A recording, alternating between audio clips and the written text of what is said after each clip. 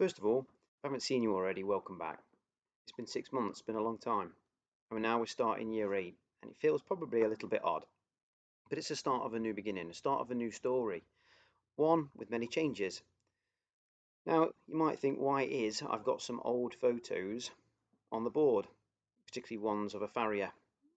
Now, just to clarify for a moment for those who are unsure what a farrier is a person that shod horse. In other words, they fit horseshoes to horse. Now, there's some facts there for you. It doesn't do any harm to the horse, okay? It's been happening for over 1,000 years. And it's actually to the benefit of the horse, particularly working horse, that are used to carry things and heavy weights and people, right? And it's been done, like I was saying, for thousands of years. Now, this isn't a story about how to fit a horseshoe to a horse. This is an assembly, right, about a farrier many years ago. Now, part of those facts is that a horseshoe requires a minimum of 6 nails to fit it. Only this farrier, for whatever reason, decided that he was only going to fit 5. And as you can see there, it's quite clear what's missing from that image below.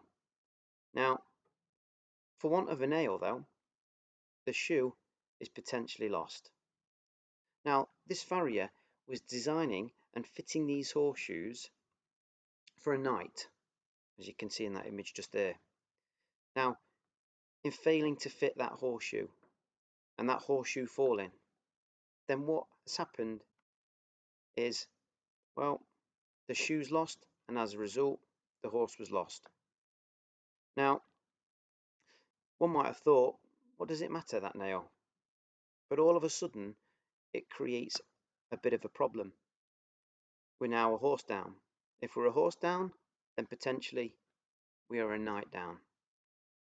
Now, going back hundreds of years, thousands of years for that matter, every knight and every horse was important. It was a real effort to win battles, and it was vital for the success. Now, if you could consider the impact of losing one horse and one knight, and how vulnerable that might be, and consider the impact to the army about losing one knight, all down to that loss of that one nail. Now it starts to build a bit of a picture of how things might turn out, as you can imagine. So as we move on, for want of a nail, the shoe was lost. For want of a shoe, the knight was lost.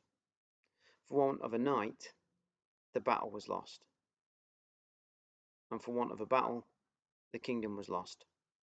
Now, I'm quite sure that this chap here didn't really expect that to be the case. And who would have thought that that one nail could have so much damage in losing that battle, in losing that kingdom? Now, it's a short story, it's an old one, but it's been around for some time. But it has a deeper meaning. And it has a meaning that hopefully I'll put across. Because for want of that nail, lots of problems came about. Now, if we draw some parallels to that, for example, if you've missed underlining your work, for instance, or miss a full stop, a capital letter, you get a spelling wrong. Well, does it matter? Absolutely, because it all counts. A teacher, an examiner, well, they might think, if you've not done that thing, that simple action of underlining, or that full stop, what other things might you have missed? What bigger things might you have missed? And it sets a bad example for what's to come. On entering a classroom, okay, in sanitizing, in wearing a mask, for instance, in going down that one-way system. Does it matter? Well, yeah, it all counts, because it only takes that one time for that virus to spread, for example. Your conduct, you've got those new conduct cards. Things are different a little bit. The consequence system's still there. But if you have that poor conduct for that one time and you don't get caught, does it matter? Well, yes, it does. It counts. Because what you might not realise is there are other students in the school that are younger than you. You're setting that example. They then might copy you. They might get into trouble. And it might set them on a path, a tone that carries on throughout their school from that simple action. What about being late? Not turning up to that one lesson, for instance? Well, it matters. It matters because in that lesson, there might have been some knowledge, some understanding that would have helped you answer that one exam question to get you that extra 1 mark.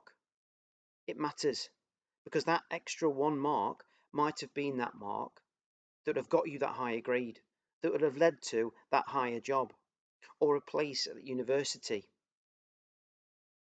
Or what about that student who looks like they're lost, they're not sure, they might be down for whatever reason? And that hello, that helping hand, that smile to that someone, it does count. It makes a huge difference. So think about those little tiny actions. Just like that chap who was fitting that horseshoe. When he fit that or didn't fit that nail, was he thinking it doesn't matter? Probably. But he was unaware of the fact of the difference it made. It's all about the detail. It's all about not forgetting those little bits. Now, if we were to rewind for a moment, your story begins here, like we said at the start. What will your proverb be? And if we look to the right, you'll see my advice: for want of nothing, I was the best I could be. That would be a fantastic proverb, not for want of anything.